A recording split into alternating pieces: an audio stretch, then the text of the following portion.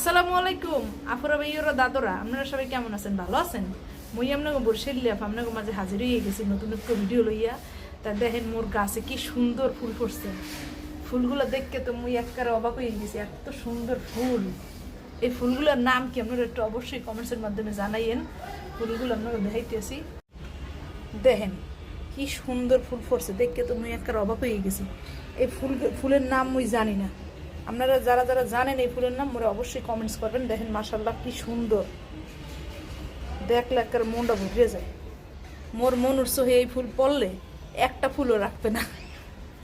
কি সুন্দর দেখতে, একবার খুব ভালো লাগতেছে দেখতে, দেখতে বেমালা সুন্দর দেখাইতেছে।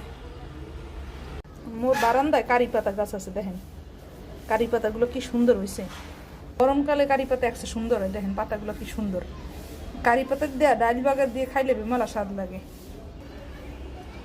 মোর লজ্জাবতী গাছ, লজ্জাবতী গাছ এই দেখেন কি সুন্দর না, লজ্জাবতী গাছ হয়েছে।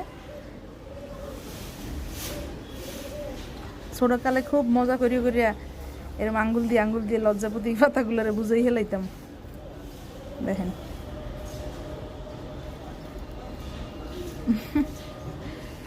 এই যে এক মানি প্লান্ট গাছ হয়েছে, এখানে অপরাজিতা গাছ হয়েছে, এটা বেগুনি কালারের অপরাজিতা গাছ। আর এই দেখেন এই গাছগুলো সুন্দর। এখন তেমন একটা গাছ নাই, আগে সুন্দর সুন্দর গাছ আনলে গাছগুলো এখন সুন্দর না তেমন একটা আমার। এই আর এই গাছটার মধ্যে তো 12 মাস ফুল ফুটতে, বুঝছেন? এখন ফুলই ফোটে না, এর মনে সার সোর নাই, বুঝছেন? পুষ্টি নেই, এই গাছের পুষ্টি সব শেষ হয়ে গেছে। আগেকার 12 মাস জাপটাই ফুল ফুটতে, এখন সার দেওয়া লাগবে, সার দিলে আবার সুন্দর ফুল ফুটবে।